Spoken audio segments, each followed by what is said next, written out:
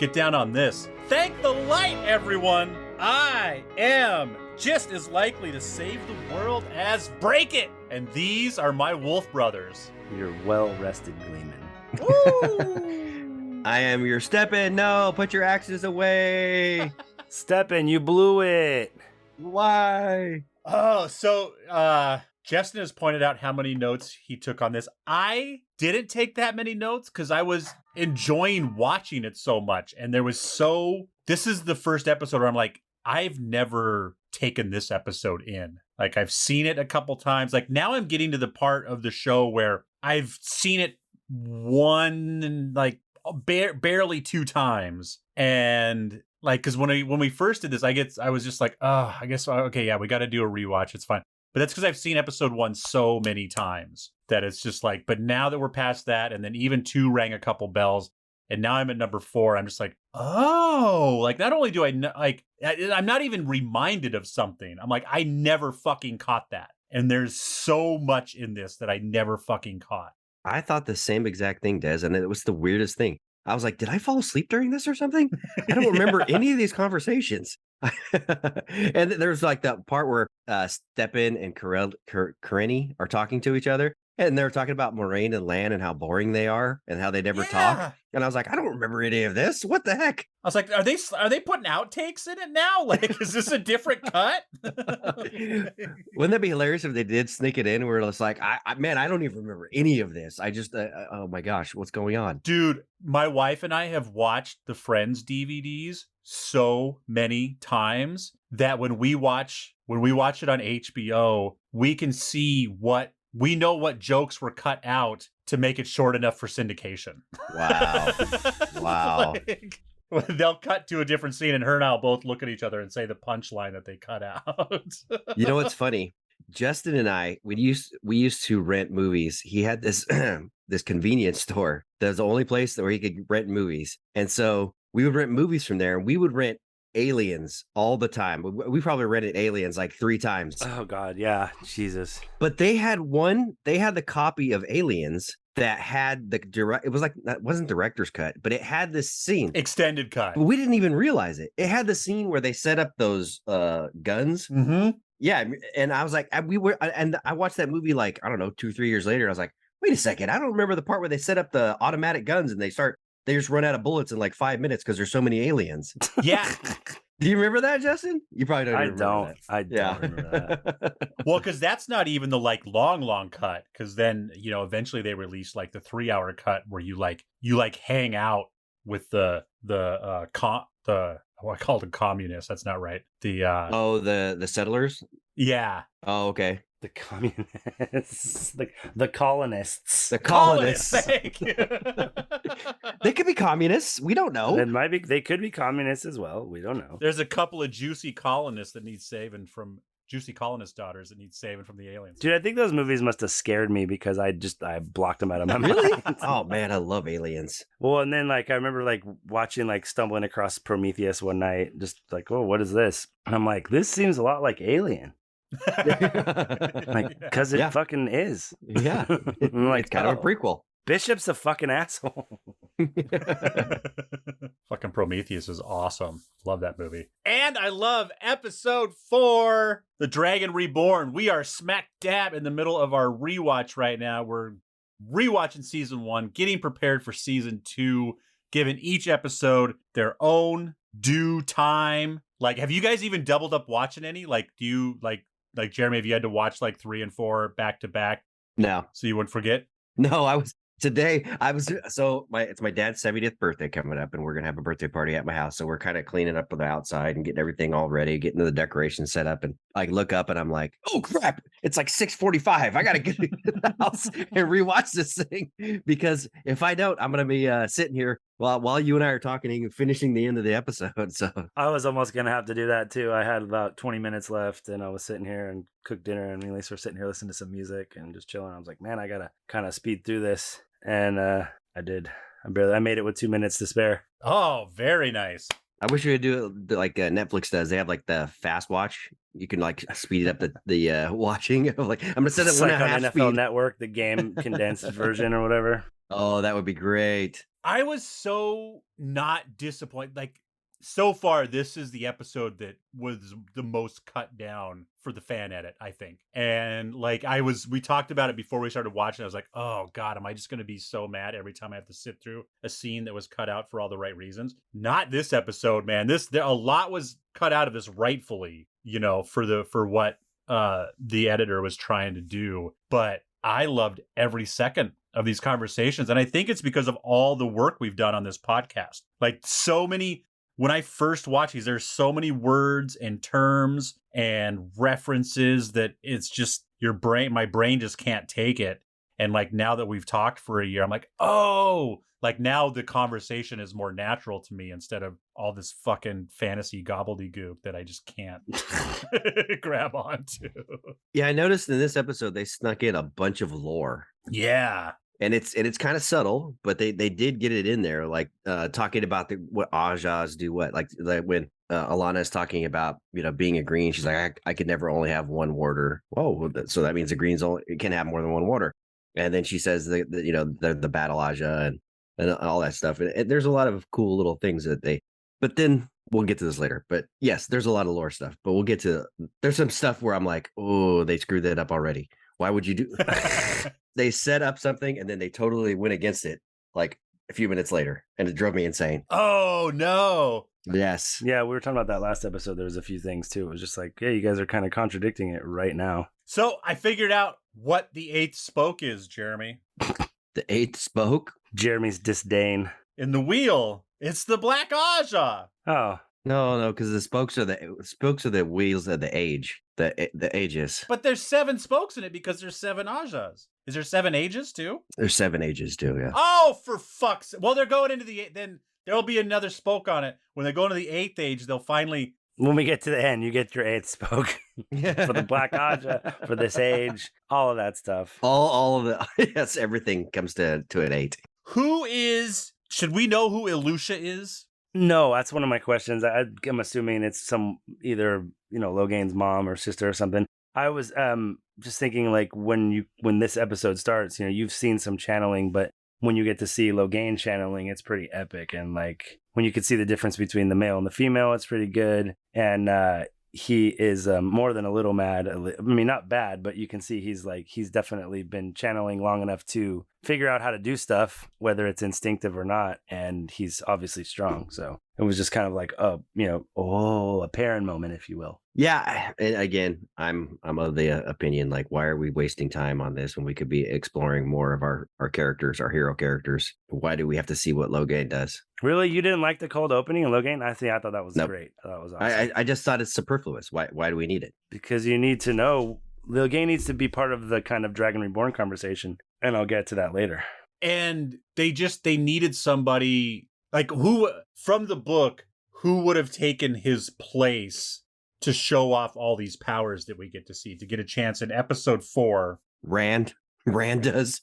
Well, what a dragon is, you know what I mean? And also, who's Rand going to fight though? Like, is an army going to come after him? So we can, we get to see a bunch of Ajas. We get to see some of them die, basically. So we get to see, Nynaeve do something fucking badass. And like, what other character? Like, they kind of had to force a badass in there. I just don't think that it was needed. Like, you just didn't need any of that. You could have. We sacrificed this whole episode basically, and we lost all the more Matt, more Rand, more Perrin, more Egwene. We lost all of that because and I didn't care because this episode was so awesome. No, it wasn't a bad episode. It wasn't a bad episode. Well, I think that the stuff with Leandra and the guy at the beginning in the cold open and watching him kind of talk to somebody who's not there, and then Logain kind of talking to somebody who's not there, I think that's just foreshadowing. So when Rand starts talking to somebody, you know who he's talking to and what it means. Do you think that they're going to do it the same way when Rand starts talking to somebody with the black swirly thing he's talking in his ear?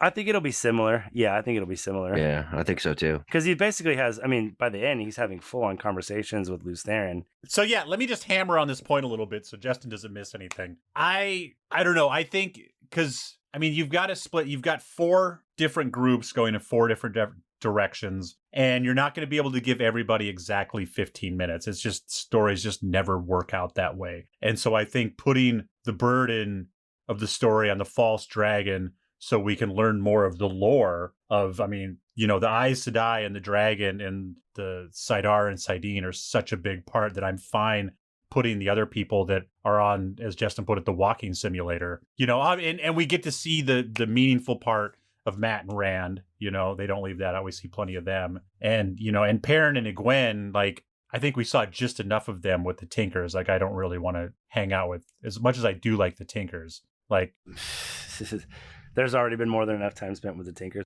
I just think a lot of this, like you said, a lot of this episode is lore stuff. You know, like I said, I really think that, therefore, I think it will be similar to, I mean, how else are you going to show that than Rand having a, you know, you're not going to show like Luce there and, you know, like Tupac style hologram next to him. You got to do something cooler than that. That would be cool, though. That would be cool. I would be all for that. but only if it's Tupac. Yeah. Oh, yeah. Exactly. Only if it's really Tupac, though. Tupac as Luce Theron. Like they are in the last, like in the last episode where he watches himself like fight Ishmael in the past, like that. But it's just right there, like. And Tupac's just in there. All eyes on me. How long will they mourn me?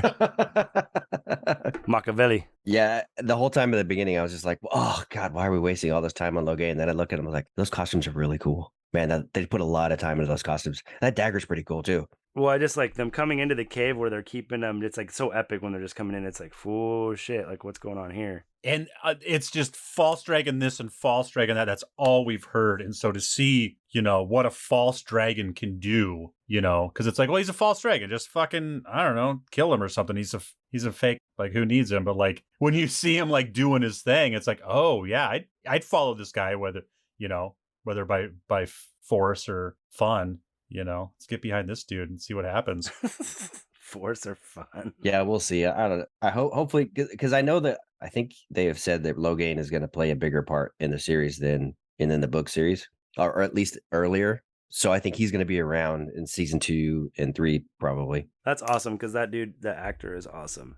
Yeah, he's a good actor. I thought he was really good. I like Moiraine kind of flexing when she walks into she kind of starts talking or whatever, and she's just giving you clues on the magic. She's like, I'm strong enough to take the shield for a while or whatever, you know, and I feel like it gives you kind of, I think they're trying to kind of lay out the magic mechanics in this a little bit. Like he figures out how he's about to, you know, he could kill the King of Gildan, but then he heals him. It's like, I don't imagine Logain runs around doing a lot of healing, you know, but he just kind of instinctively does it. Yeah. So it's like, is that a product of the madness or just kind of like, you know, like naive, just like, oh shit, I figured it out. And I like, again, I mean, I harped on it at the first part, but the visualization of the shields, how like, even like when Leandrin kind of like releases it, she kind of like, ugh, like she kind of like. Did you see her web dissipate? Mm-hmm. Yeah.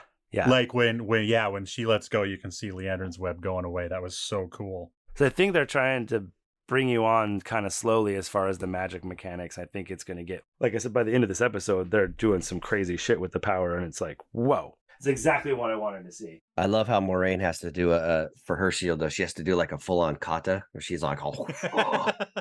I was waiting for her to ki, and she'd be like, yeah, shield. Yeah, it's funny that like she does exaggerate her motions, but it's not that direction hasn't been given to all of the Aes Sedai. No. Like that is something, I don't know if that was a direction given to her.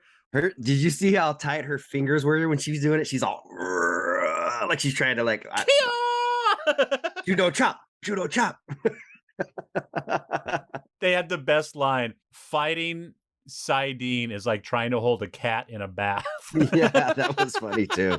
That was so great. That was a line in this? Oh God, I didn't miss that. That's good. Yes. It was a lot. Was it Alana that said? I think it was Alana. It was. Alana said it. I think too. it was Alana. Yeah. I like Alana too. I like that actress that plays Alana. She's pretty good. Yeah, she's good. They give Moiraine and Lan are such like I don't even know how to call them. Like they're not the badasses. Like they're definitely the ones that aren't around. So it's easy to talk shit about them. Well, they're like enigmas because everybody's just kind of like, they kind of talk shit, but they're all kind of like, what are they doing? Like, what are they up to? Like, they're kind of badass. They're boring, but I mean, like, they got to be cool, kind of, right? Like, it's like the mystery, you know? So totally. Well, and then you get like the step in the land, kind of like the training. They're all like Tai Chi. They were trying to practice tantric orgasms, in case you were wondering. No touching. No touching. No touching. like they're definitely like just kind of aroused by their bond. Uh-oh. I broke Justin. In Role Models, when Jane Lynch is like trying to tell them how it's appropriate to act with the kids. Fucking watched that movie 2 days ago. She's like, this is an appropriate hug, and like hugs the kid, and like, this is not, and like hugs him from behind, and like the dude that plays Stifler, I can never remember his name, he's like, well, obviously we're not supposed to butt fuck these kids. God damn it, that movie's fucking funny. You know what I used to have for breakfast? Cocaine. I'm not gonna go into details, but I used to suck his dick for drugs. You're just like, Jesus, Jane Lynch. God, she's funny. You know what I did after that? Cocaine? Cocaine. So just keep that in mind. So huge tangent. Sorry, it just made me think of that, and I'm like started crying, laughing. Like, No, one thing I was like, every time Steppen was on screen, I was like, they shouldn't have killed him off. He's a great character. Thank you. Right? Kill off anybody else. until he did the axe thing, then I was like, I'm glad he died, because then that was a dumb move. Oh, yes. Totally. I was thinking about when they were practicing, but you're right. I totally wrote that down. I said, fuck Steppen. Like, I forget this is all his fault. Like, a warder has to have more control than that. But I guess if your bond breaks. I mean, they're probably trying to lay the groundwork for like the madness of the bond, you know. I get it, I suppose. You do something that's totally out of character. And that's like the whole conversation about like with, like you said, Steppen and Korean, they talk about how Moiraine and Lan, you know, keep secrets. They're just laying that groundwork for how, even though they're Aes Sedai, how separate factions, I think, can be doing their own thing and nobody else knows. Well, and like they start talking about the trial thing again, and Leandrin's just like, whoa, we should just do it. And they're like, no, dude, you're a red. You should be reminding me of the protocols that we do before, you know, we go through that process. Yeah, how do you not know she's... Oh, she knows. She doesn't care. It's like you could see the zeal in her eyes. I think she, you know, her motivations are... No, how does what's-her-name not know that Lorraine is a fucking bad seed? Lorraine. Lorraine. You mean Leandrin? I always say Lorraine. I call her that all the time. Because I always say Moiraine and then Lorraine. You should say Laverne then. I was going to say Schlemizel Schlemazel. Yeah, exactly. Fucking Hassan Pfeffer Incorporated. Yeah, it really is, because I'm starting to get control. I'm starting to accept the fact that nobody from this part of the world has any idea what anyone from that part of the world is doing. But then you got all these women in the White Tower, and they have no fucking clue what's going on the other side of the tower. They live in the same house, and they don't know what's going on. Yeah, it's fucking just... I mean, the world broke, the tower's broken, everything's fucking broken. It gets worse.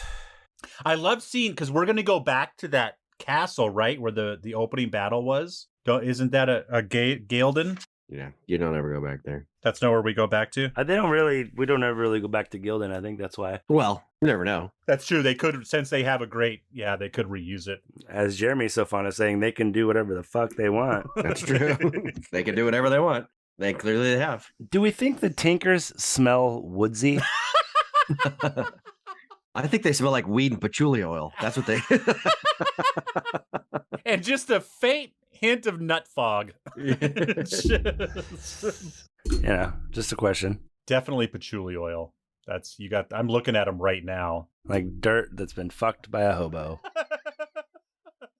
I'll tell you one thing, though. Aram is a gigantic turd, and I can't stand that guy. Oh, God. You know what? They picked a good actor for him, because I don't like that guy, and I don't like Aram in the books. Yes. I want to punch them both in the face. It's pretty convenient that the Tinkers are going to Tarvalin, too. Like, oh, well, that's where we're going. No way. Can we get you a ride? Here's the one thing that really ticked me off. So Moiraine says, I know that we can't see their weaves, but she's talking about Logain. Like, we know that we can't see the men's weaves, right? Right. And then when Logain is like trying to break out, She talks about how powerful he is. Yeah. No, when he's trying to break out and he's like shooting a sighting missile at her. Yeah. Corinne.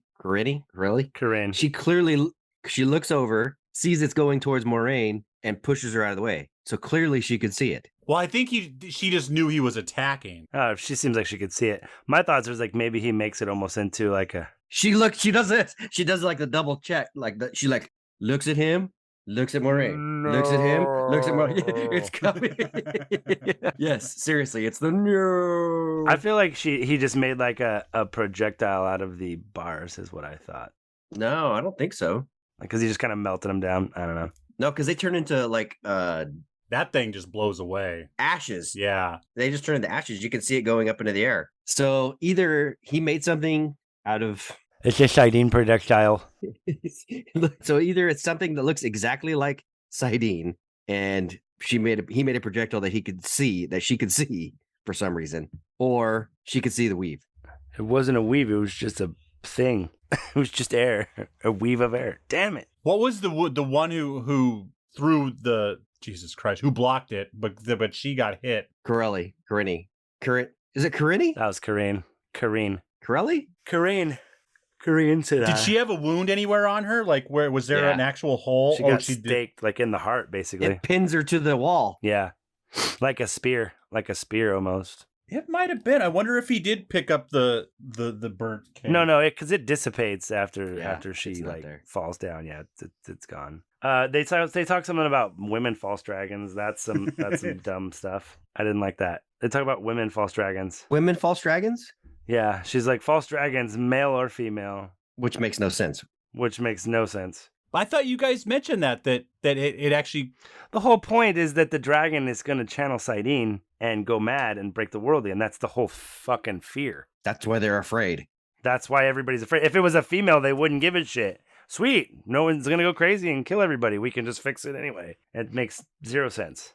There's never been a Sidar wielding male or a Sidene, like it's impossible. Like, even though it's powerful Aes Sedai in the world. We're going to go with maybe, and we can't talk about that right now. See, now we're getting somewhere, because if you're the fucking dragon, if you're the fucking one, who cares what you got downstairs? You're going to be moving some power. No, Des, come on. That's not why, but good try. That's yes. It's so cute when he tries and he thinks he's got it. The baby, check the baby, get the baby. God damn it, Desmond. I'm bless you because When you're the dragon, you're gonna move some power. you're gonna move some shit. Doesn't matter what you got down there. You're gonna move some shit. It's like, oh, Desmond. I mean, really good try, but no. Oh, you're so cute. I got it. This podcast is over. I've read a book and a half. I've got this whole thing figured out. It doesn't matter. I'm over it. You guys are stupid and stupid. Call me when it's different. You guys can just call each other once a week. You don't need to record it anymore. Listen, I've been going to karate for a while. I got my first stripe on my belt. I'm pretty sure I got it down. I'm good. I could take Bruce Lee. It's definitely take Ralph Macchio. That's right. They're the same guy, right? TV's not the same. I don't know if you know this. Tobey Maguire, not actually Spider-Man. What? It's truth. What about that other dude? Yeah, Andrew Garfield is though. Yeah. No. Yeah, he's totally. What? Yeah. Nope, not him. Not the black guy. Nope. Man, Not the kid. Mr. Stark. not Miles Morales. I hate all of this. It is Miles Morales. Oh no, you're like no. Miles Morales is Spider-Man. That is him. Yeah, that's right. Are you guys watching She-Hulk by any chance? No. No. It is. I've been enjoying it anyways because it's really fun to watch with the kid. And like I said, Kelly watches everything Marvel. But it is so fucking growing on me. That's so funny that Kelly likes everything Marvel. Oh, I thought you were gonna say so bad or something. Oh like that. no, It's growing on me. I love it. They break the fourth wall. Like, she's always talking to the audience. It's so weird and so dumb. But she said one thing today where she was long story short, she was trying to prove that she owns the name She-Hulk. She's like, well, Thor didn't have to copyright his name, and Doctor Strange didn't have to copyright his name. And he's like, well, you just so happen to pick two Avengers who use their real name, so I don't have anything for you. I don't know what to say.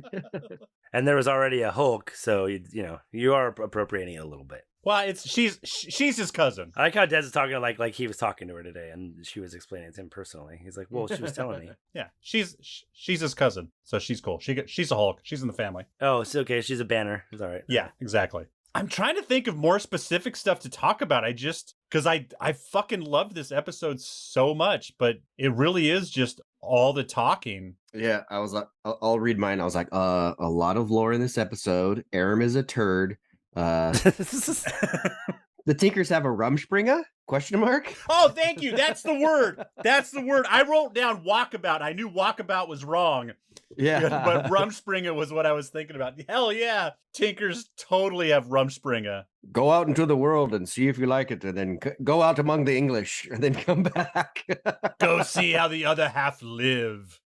Those tyrants. I mean, the Tinkers, they live, I mean, they're not supposed to stab anybody. Other than that, they're pretty open. Pretty open. They're chilling. they're doing their thing. Like, they're good. Yeah, they're cool, but except they're all vegetarians because they won't kill anything. Yeah, all so. they eat is root vegetables. Blah. Yeah. Blah. Well, if someone else kills it, I can eat it, right? I just can't. Nope. If I'm on Rumspring, That's halal, not tinker. oh, balls! I always get those two mixed up. I wrote down, one of my favorite lines in this was, you can join the men by the fire if you promise not to shove me in it.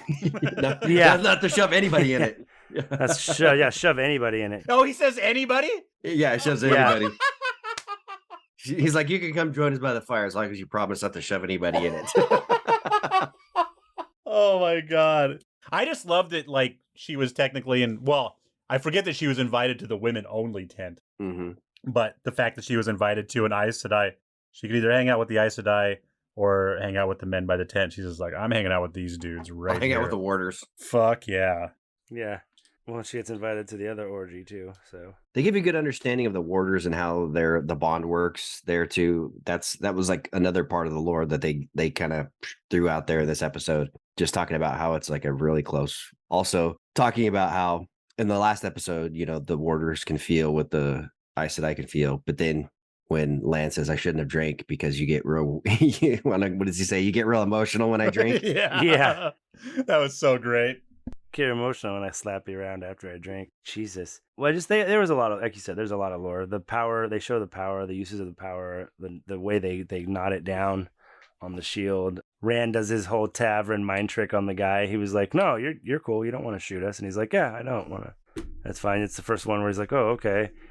Just a lot of stuff like that. I mean, they're cramming a lot in, but there was a lot of it. It was done well in this episode. I thought it was awesome. And then when you get to see them using the power with the warders ducking out of the way and getting to see it kind of full screen, just like throwing people around, it's pretty cool. The one that I really liked the most, honestly, which is the simplest one, was when her wards go off and it sounds like birds, and then you see the little flashes fire. Oh, that is like almost word for word in the book. It's what you picture it as when you're reading it. Not the ones where they kept blowing, like where she was making a trail blowing up from the ground. No, no. When they're just sitting in the cave, when they breach the outer area, she's like, "Whoop!" Lan and Nynaeve are out, and they hear those weird birds, and all of a sudden he goes what and takes off running.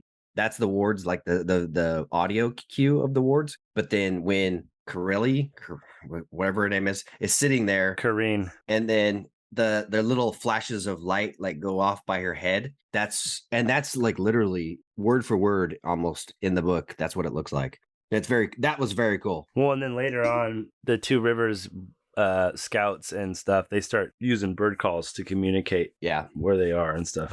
Which is also cool. And different bird calls mean different things, which is really cool. I was like, I bet he had to have taken that from a real world example, right? Yeah, had to. In somebody has done that before, American Indians or Apaches or some shit like that. Yeah, exactly. Did you catch that they were at the Grinwell's farm? Oh, I didn't know that was a Grinwell's. Else is the little girl talking to him with the Brigitte doll, so it's a different character. But whose farm is this? Just a one family, or is this a clan? Yeah, in the book, there's Matt and Rand stop at this one farm, and there's this girl who's like their age, and she kind of falls in love with Rand. Oh yeah, remember her? Okay, I think I read that. Right, that was in the first book. First book, yeah, okay. First book. Yeah, I do remember. She ends up going to the White Tower for a little bit too. Oh, so she comes back in the second and third book too. I think the second and third book. Ooh. For a little bit. Yeah, Rand gets the ladies. Yeah, he does. They all love Rand. Without spoiling everything. You're talking to the wrong guys. I know. I like a Rom. I kind of like him. Oh, okay. Are you guys just tired of his bullshit, or will I definitely hate him after a while because of shit he does? Well, yes.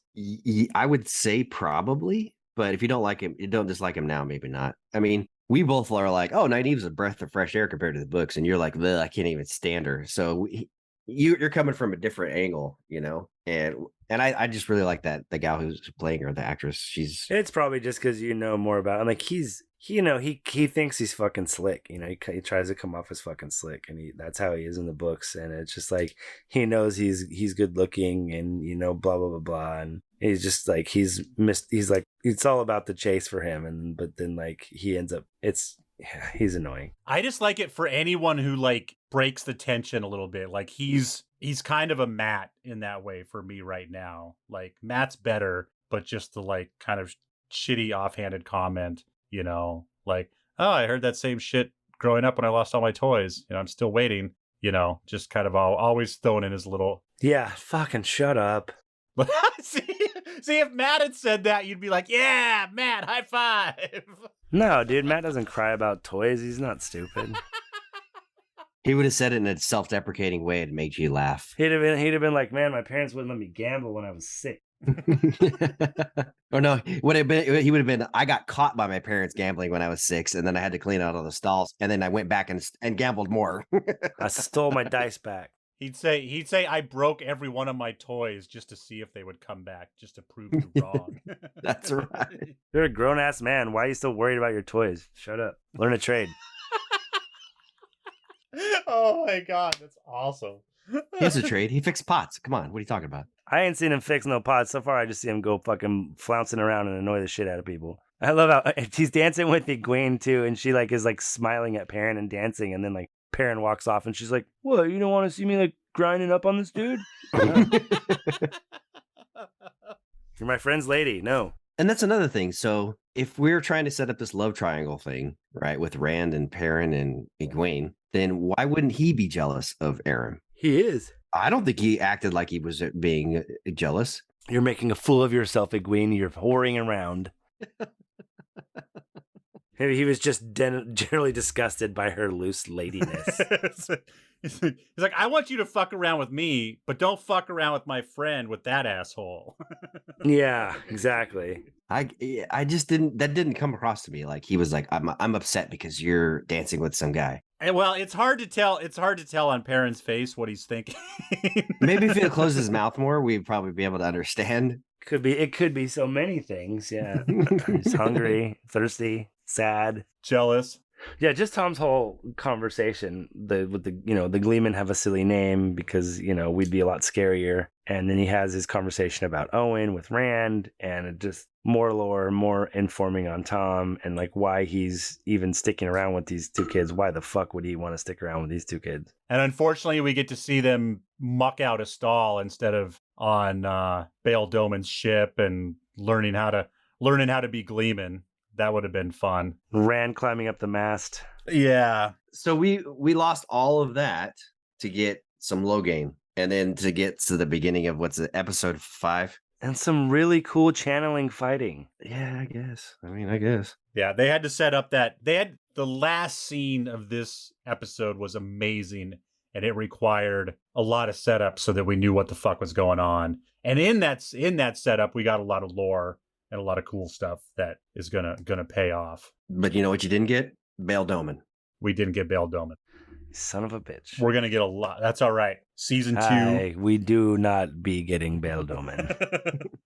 Was it anything in the dream sequence from you guys? Do you think anything reading into that, or just the normal shit? Perrin's sad about killing his chick, and then Rand's afraid of Egwene or anybody else getting hurt by Balsamon. Matt having blood on his hands. Yeah, well, I think it's because Matt's murdering someone right then. No, actually, we went over that. Matt didn't murder anybody. So why did the Fade kill that? Why wouldn't the Fade have come for them?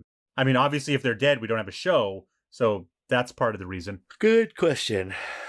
And why would that? I mean, I guess Matt, because of the dagger, he's kind of attracted to the dark arts right now in general. So maybe that's why he woke up and went towards the Fade, because of the dagger. But okay. So I think that the Fade could be attributed to they at this point are still trying to take them alive.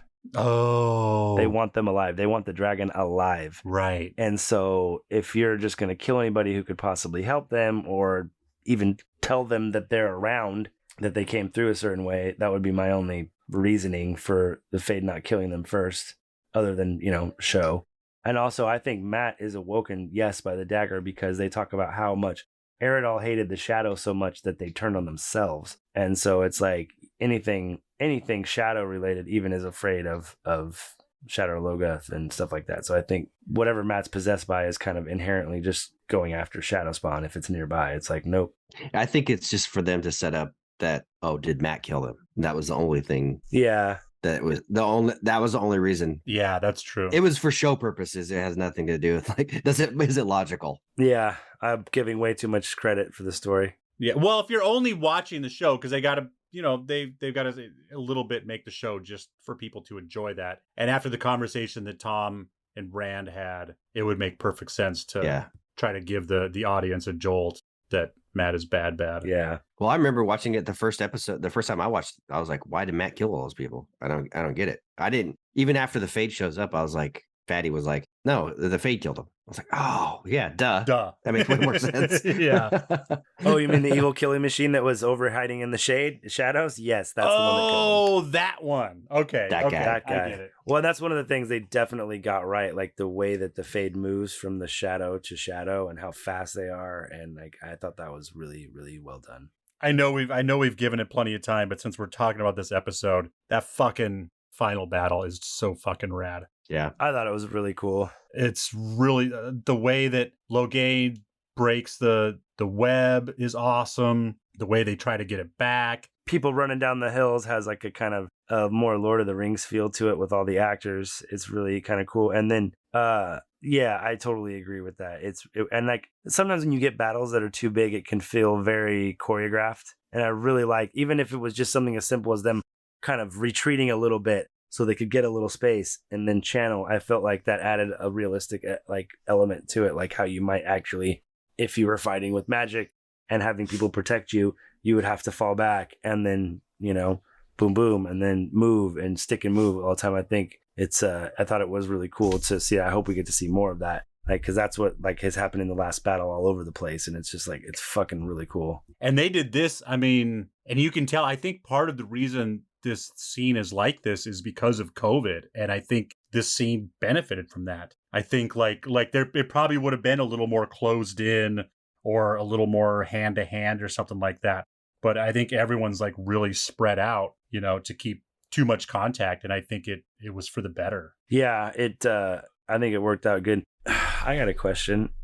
Do you guys think that Leandrin let the shield lapse on purpose? I had the same fucking question. I was hoping that I was watching it really close, hoping I would find like a tell, like, duh, obviously there she is letting go. All I can say is maybe, because they don't make it super obvious, but with all the shit she was talking, she obviously wanted to. Yeah, that was her goal. That was their plan. Like, oh, if he gets loose, well, I guess we can gentle him then without having to break the 3 oaths. Yeah, especially with his army already there. They're like, well, we can't deal with the army and Logain. That's gonna fuck us up.